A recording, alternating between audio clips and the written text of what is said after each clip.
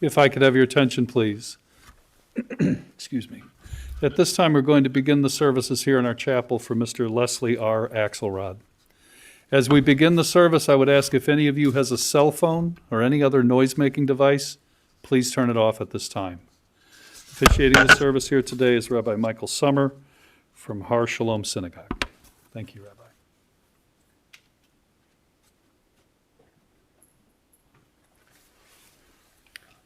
The act of kriya, or the act of tearing, is as old as biblical times. When a loved one died back then, they would literally tear their clothing and pour ash upon our head. In these modern times, we wear a black ribbon to show the tear in our lives so that friends and family can approach us with sympathy and love. Baruch atah Adonai Eloheinu melech haolam, dayan ha'emet. Blessed are you, O Lord our God, judge of truth. At this time, you can take your ribbon and place the tear. Esainai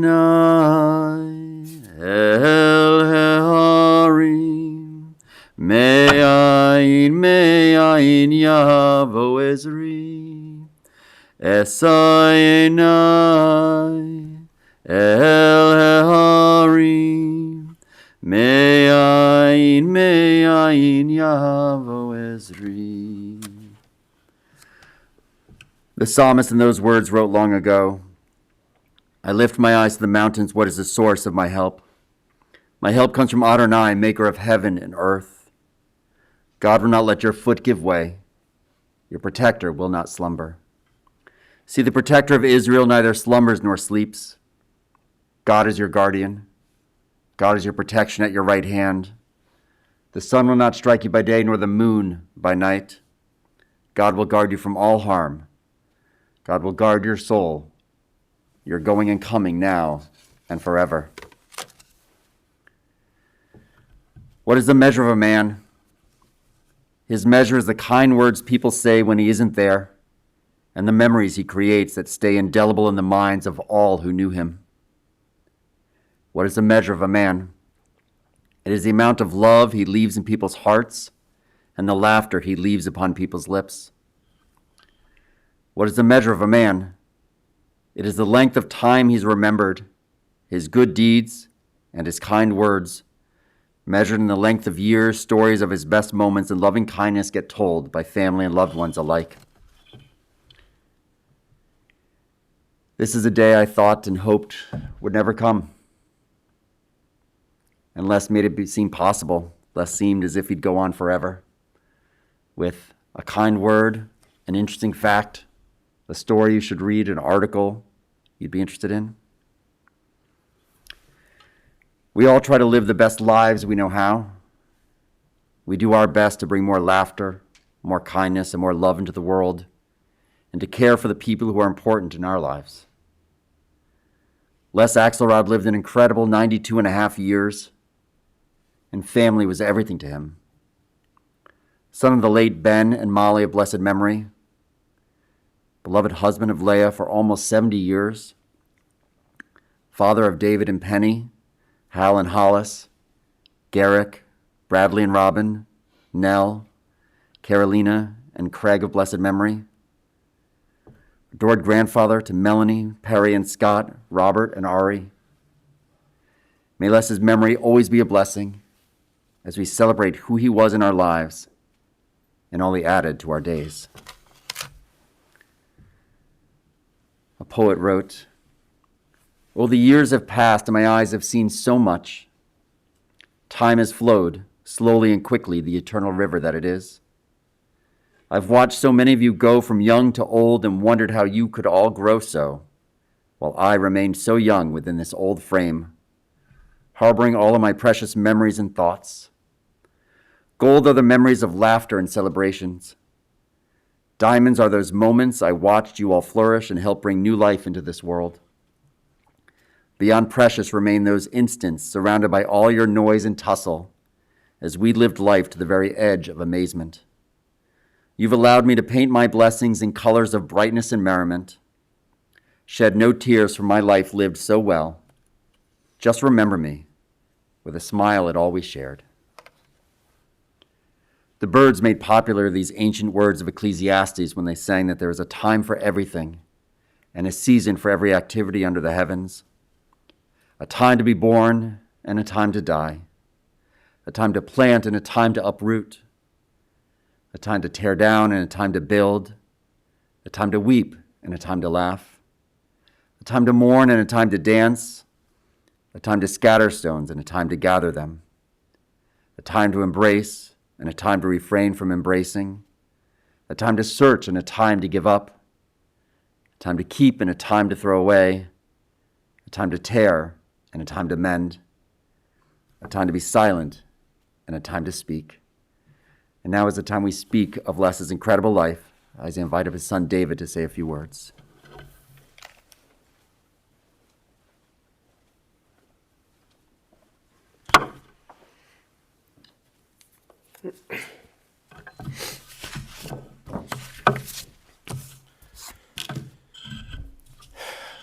Leslie Robert Axelrod.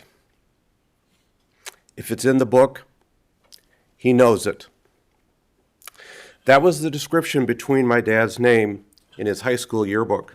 It was true then, and was largely true until the end of his life. Les Axelrod was born in 1928 to Ben and Molly Axelrod in St. Louis, Missouri. An only child, he attended Washington University High School and college at University City High School and college at Washington University, both in St. Louis. When other students in his classes looked confused, especially at the professor's lectures, it was Les who asked questions and sought clarification. The professors knew my dad understood. They knew he was asking for those who did not understand. While attending college, Les met the love of his life. A fraternity brother, Jack Minner, told Les that his cousin Leah was coming from Milwaukee and asked Les to escort Leah to the weekend dance. Les agreed. When they met, it was loathing at first sight. They simply did not get along. But a promise is a promise. So Les took Leah to the dance. Once there, they went their separate ways. After the dance, they rejoined. Les took Leah to where she was staying, and that was that. After the dance, this scene was repeated a number of times during the college years, and it always ended the same. Leah and Les had no interest in each other. In 1950, after graduating, Les enlisted in the Navy and trained at the Great Lakes Naval Training Station in North Chicago. All recruits were required to remain on base for Thanksgiving unless they had a family destination within 75 miles. Les wanted to be off the base for the holiday and asked Leah if her mom, Ati, would write a note to the base commander that Les was going to Milwaukee. Rather than just writing the note, Ati invited Les to come up. Les went, and the loathing continued. The same Navy restrictions were in place for Christmas. Les again asked for a note stating that he was going to Milwaukee for the holiday. Again, he was invited to come, and again he went. This time it was different. This time, in December 1950, Leah and Les decided that they were in love. That night, they talked about marriage, where to live, and if they should have children. And somehow they settled on having 6 children. They married 3 months later, in March of 1951, became a couple, had the 6 kids which they had discussed, and were inseparable for a mere 27 days shy of 70 years. Although they had an inauspicious beginning, Leah was clearly the love of Les's life. My father had other loves. He loved math. He would talk about numbers until his audience would look at him, eyes glazed over, having heard far more than they needed or wanted to hear. Les loved teaching. He taught entry-level electrical engineering to beginning students at the Illinois Institute of Technology for more than 40 years, and for a brief time taught mathematics at Lake Forest College. He loved a good joke. Even more, he loved a bad joke. Worst of all, he loved puns. He loved all wordplay. When we called him to the table for dinner, he would invariably respond, gruffly but with a smile, "Don't tell me what to do." He loved his kids and enjoyed attending the activities in which they engaged. Although his father, Ben, played semi-professional baseball, Les had no interest in sports. I don't think he ever went to a single professional sporting event. Nevertheless, he went to his son's track meets, and went to baseball games, he went to theatrical performances, and he loved traveling with his children when they became adults. Les marveled at and took great pride in his children and their growth. For Father's Day 2000, he wrote all of us an email, and I will quote it in its entirety. "I know Father's Day is the time for me, as paterfamilias, the old man, to receive tribute from everyone. However, I'm turning the tables this year. It recently occurred to me that I really haven't spent much time telling the bunch of you how much I love you and how proud I am of you and your accomplishments. Well, I do, and I am. When Mom and I decided we were in love and were going to get married, one of our first decisions was that we would have 6 children. We didn't give any thought to what you would be as adults, just that you would be our contribution to the future. It has been a well-kept secret that you are just as much fun as adults as you were when you were little kids. Both in your personal lives and your professional lives, you are all delightful. We are confident that the future is in good hands. All my love to the whole lot of you." Les also loved his grandchildren, Melanie, Peri, Robert, Ari, and his newest grandchild, Scott. He appreciated their growth as people, took great pride in their achievements, both academic and professional. They were always in his thoughts, and he spoke highly of them to his friends.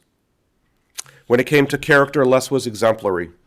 He was a Boy Scout who achieved the rank of Eagle, the highest level in scouting.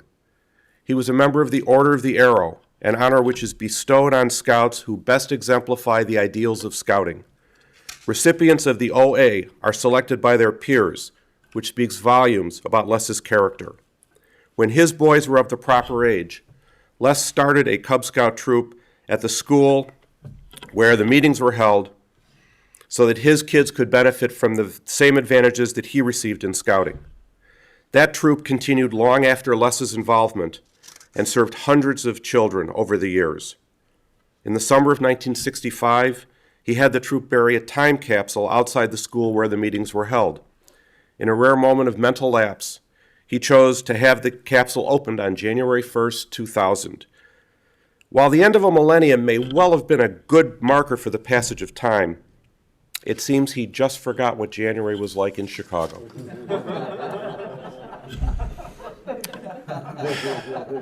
Leslie Robert Axelrod, as a father, scout leader, teacher, mentor, and friend, he touched and affected the lives of thousands. It's hard to think of anything else he could have done in his 92 years. Dad, you had a long run. It's now come to an end. We will all miss you. Rest in peace. And I know somewhere he's saying, "Don't tell me what to do."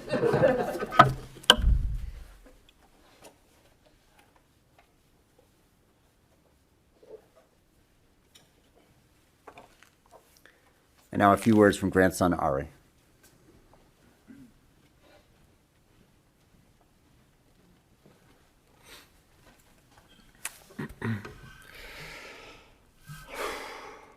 I'm speaking on behalf of both myself and my brother. I'm here to talk about pride and an excitement to share. I looked up to my grandpa more than I can possibly put into words. Growing up, I was always mesmerized by his brilliant mind and his unparalleled love for numbers, which never made sense to me, and that's probably why I was mesmerized by it. As I've grown older, I've realized that the thing I admired most about my grandpa was the pride he took in the things he cared about and his excitement to share those things with others.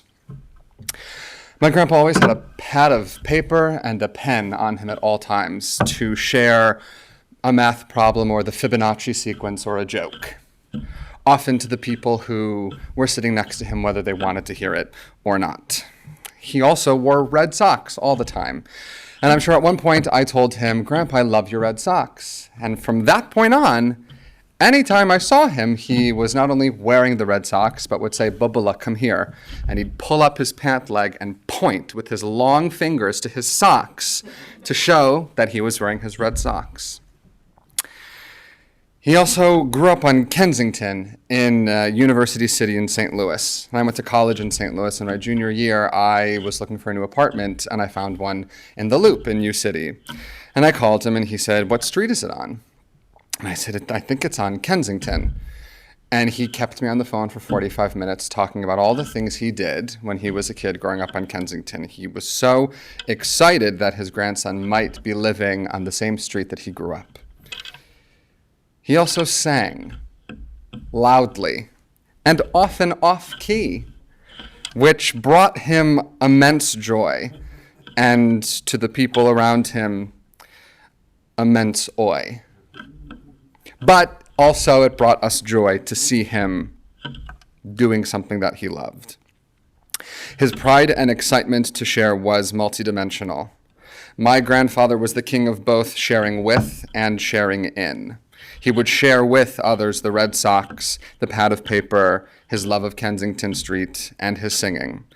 But he would also share in your successes, your triumphs, your passions. My grandparents came to everything. That same pride and excitement to share was on full display at every drum recital, every play, often multiple performances for each show, because each performance was different and they wanted to experience the nuance of what each performance might bring.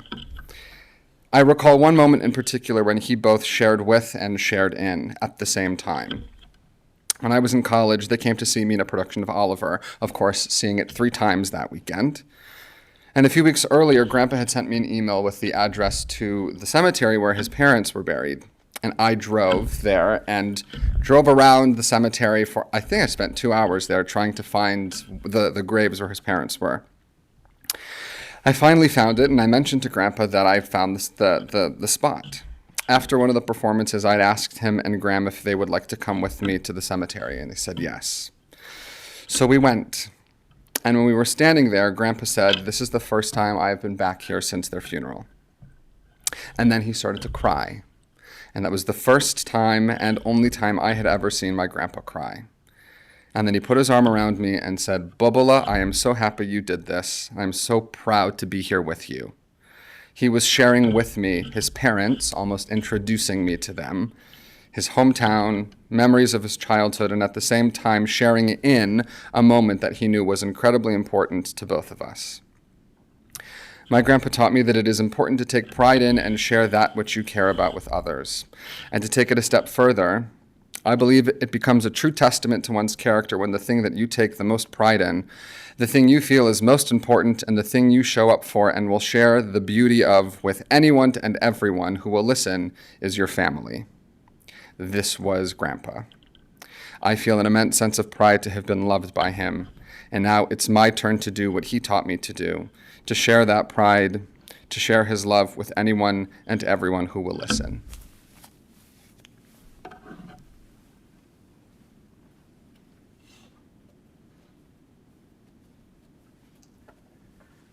I invite up Peri and Melanie.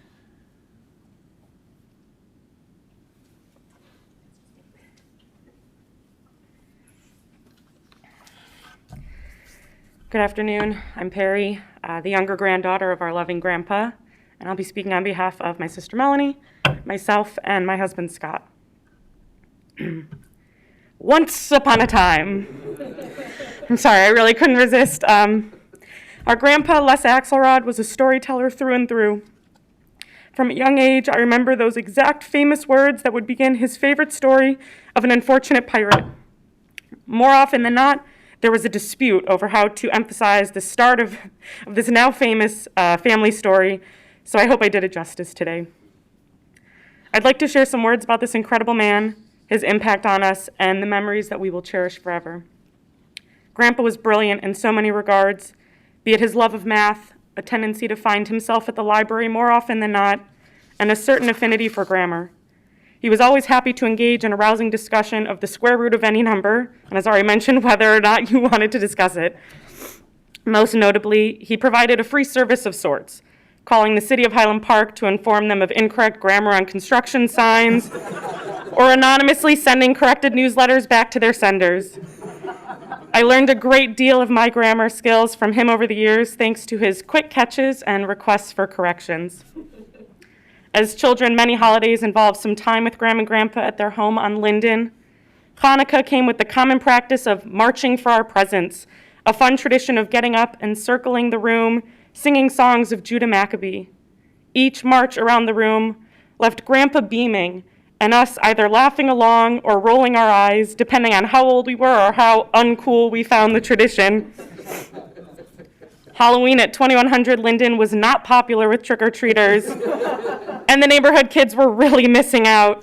Once we had completed our rounds of our own neighborhood, we'd make our way to Grandma and Grandpa's, and there'd be a whole buffet of candy laid out on the dining room table. Historically, we were the only kids to trick-or-treat at their home during those years. Definitely don't regret it. Maybe the cavities, but other than that. Each holiday, big or small, came with a usual card in the mail. Grandma and Grandpa were always known for finding the best ones, with stickers or activity sheets inside. And birthdays were incredibly special with the ever-famous Axelrod birthday cereal.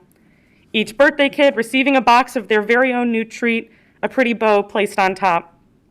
During birthday celebrations, Grandpa was excited to produce the birthday cereal as it held a certain acclaim above all the wrapped gifts at the table. Whenever there was an opportunity for Grandpa to have his whole family together, his 6 children, 4 grandchildren, cousins, and more, he was thrilled. It gave him an opportunity to catch up with all of his loved ones, and it was clear he didn't take these moments for granted. When Scott joined the family, I was so grateful that Grandpa made such a conscious effort to include him in the conversation.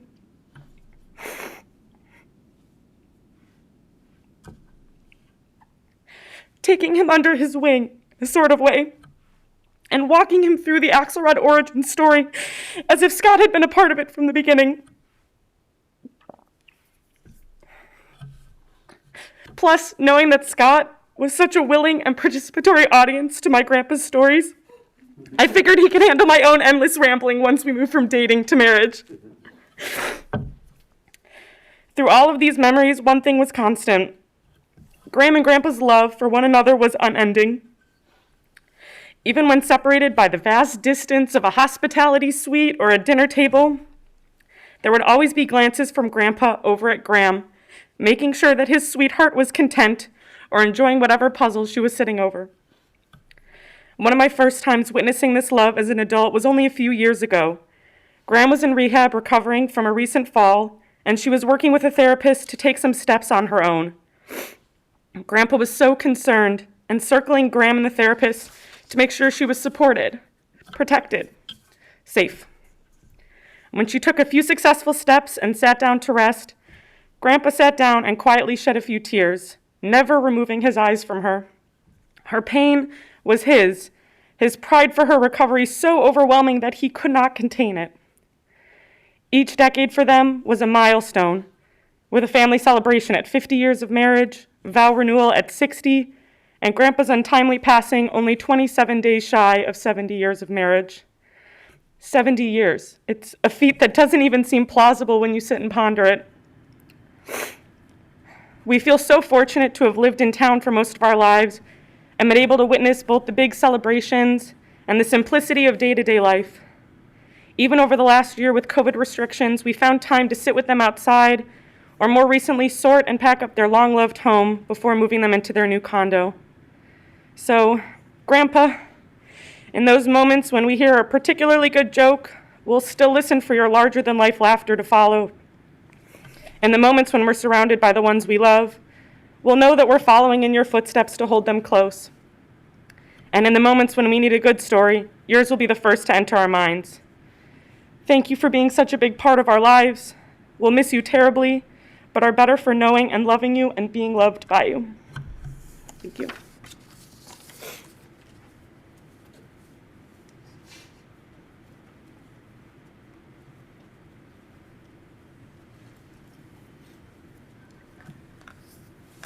Les was a foundation stone wherever he went. a lifelong member of B'nai Torah from 1957 until its closing in 2014, and a founding member of Har Shalom Synagogue with Leah. Les played a large role in creating B'nai Torah's library, organizing it, and establishing it from the very start. He was a longtime vice president of education. Hal, you remembered your whole family attending family services once a month for all of your childhoods, no matter who fell asleep in your mom's arms. And Brad, you remember how much your father loved reading the weekly Torah portion every Friday after Shabbat dinner, especially in the spring when it was time to read all about leprosy. You all remember being very quiet during that week each year so that you didn't miss a word. No pushing, no teasing, no tweaking your noses at each other and making each other laugh. You wanted every single detail. You enjoyed all of it. And Ari, you recalled that you actually read that portion for your bar mitzvah. Les and Leah were founding members of Har Shalom, and for the first 5 years could be counted on to be at Shabbat services almost every Friday night. Les wanted to be active and involved, so he volunteered to be one of our proofreaders for our weekly newsletter up until last year. You know, Rabbi, this might make a better sentence if A, you correct all the spelling, and B, if the grammar was better. But he loved being involved. He loved being able to stay active and part of the goings-on. It was also so special for myself to receive a certificate as an honorary member of the Axelrod family after a portion of us with Les and Leah accompanied me on a whirlwind trip of Israel. I just hope I get my inheritance of the knowledge and the brilliance, because there was so much of it. Les was an incredible trooper on that trip and nearly inexhaustible for the entire 10 days. He walked the entire time and had comments and insight everywhere he went. Les used to love to send me articles and stories that he felt might make for a good sermon or discussion. He and Leah almost always participated in our monthly movie club and bi-monthly book club, and Les was never shy if he didn't happen to like a particular book or movie, but he also had so much to add when he truly enjoyed both. I've dreaded the possibility of this day. Les and Leah just always let me be part of the family, and it has always been an honor to get to know all of you over the years. They just don't make them like Les anymore. Such an incredible son, husband, father, grandfather, uncle, cousin, and friend. Les brought his incredible intelligence wherever he went, but never wanted to prove he was smarter. He only ever wanted to have an intelligent conversation about something of interest, be it his beloved mathematics, literature, Jewish history, Torah, or anything that piqued his interest. The world is less bright without Les, here to guide the way for all of us. It is said that there are always 36 righteous individuals for whom God keeps the world in existence and who save the world by their very existence. We have lost one of the 36. We can only hope that Les's replacement is just as punctual and honest and comes close to filling the world with his light, his laughter, his wit, his charm, his ability to speed read, his devotion to giving blood, all his life upwards to over 10 gallons, his love of studying languages, especially these last years, Hebrew, Chinese, and Japanese, of course Latin and Russian, studying all the phrases, especially if he's going to take a trip, his love of traveling the world, especially with Nell and Leah, and seeing all of those places with you, traveling across the world, traveling across the country. Of course, he'll be remembered for his eventual love of cranberries, his ability to make a good omelet, making Leah think he could actually cook, and just his incredible intelligence. Les lived such a wonderful and long life surrounded by the people he loved more than anything in the world. He led by example. He loved life and loved living with you all. His laughter and sense of humor helped make any occasion better. You are all Les's legacy. He loved watching you all grow and thrive in your own lives. May you always remember the best of him, his smile, his laugh, his intelligence and sense of humor, his stories, and his unending love for all of you. Remember him in his strength and health, and may his memory always be a blessing, as he was such a blessing in all of our lives. In Mr. Megorium's Wonder Emporium, Dustin Hoffman's character says, "When King Lear dies in Act 5, do you know what Shakespeare has written? He's written, he dies. That's all, nothing more. No fanfare, no metaphor, no brilliant final words. The culmination of the most influential work of dramatic literature is he dies. It takes Shakespeare, a genius, to come up with he dies.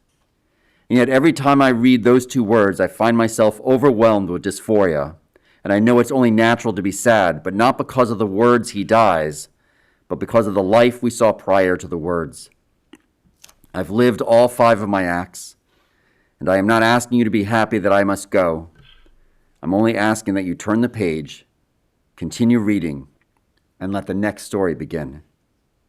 And if anyone asks what became of me, you relate my life in all its wonder and end with a simple and modest, he died. We continue reading together in the pamphlets, the 23rd Psalm.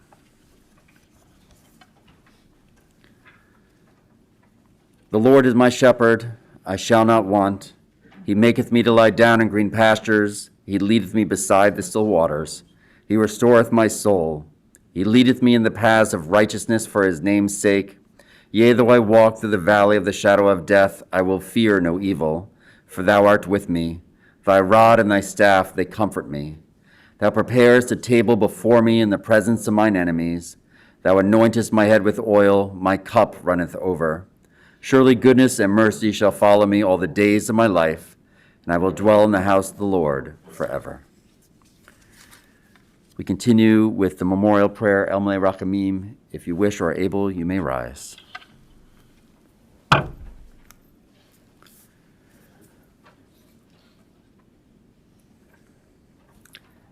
El Malei Rachamim, Shochen Bamromim, Hamse Menucha Nechona, Tachat Kanfei Hashchina, Im Kedoshim Torim, Kezohar Arakia Masirim, Ed Nishmat Eliezer ben Binyamin, Shalach Lolamo, Baal Rachamim Yasterehu, Beseter Kanafav Lolamim, Vitzor Bitzor HaChaim Ed Nishmato, Adonai Hu Nachlato, Ve'anuach B'Shalom, Amishkavo V'Namar Amen. Compassionate God, eternal Spirit of the universe, grant perfect rest in your sheltering presence to Les Axelrod, who has entered eternity. O God of mercy, let him find refuge in your eternal presence in the shadow of your wings, and let his soul be bound up in the bond of everlasting life. God is his inheritance. May he rest in peace, and let us say, Amen.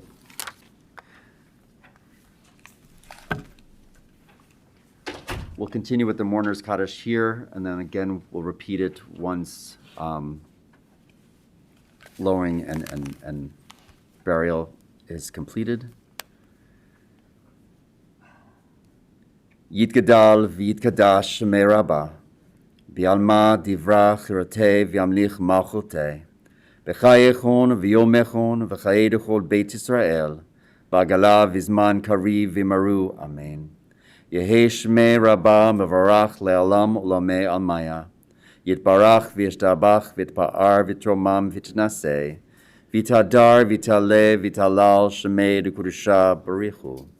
Le'ela min kol berchata v'shirata, tushbechata v'nechemata, damiran be'alma v'maru. Amen. Yehei shlama rabba min shamaya, v'chayim aleinu v'al kol Yisrael, v'maru. Amen. Oseh shalom bimromav, hu ya'aseh shalom, aleinu v'al kol Yisrael, v'maru. Amen. May God grant peace to those who mourn and comfort to all the bereaved as we say together, Amen. You may be seated.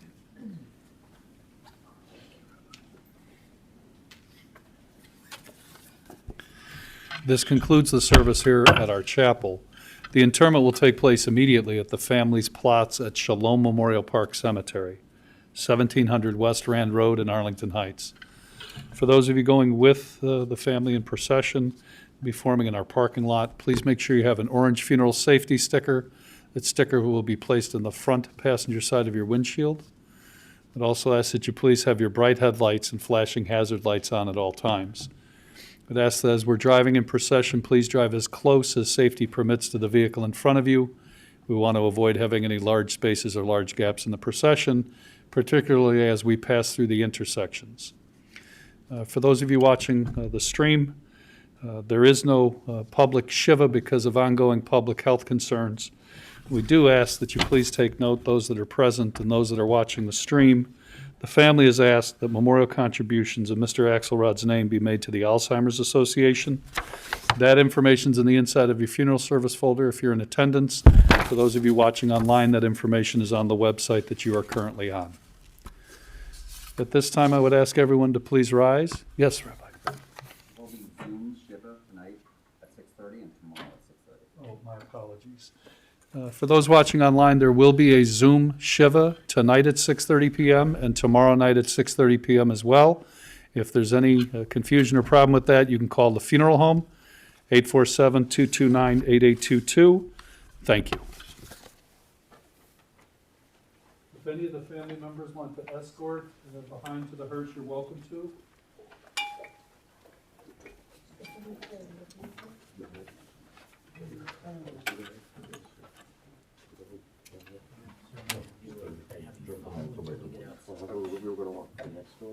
We'll just follow behind until we exit. Until we get outside. Stay behind there.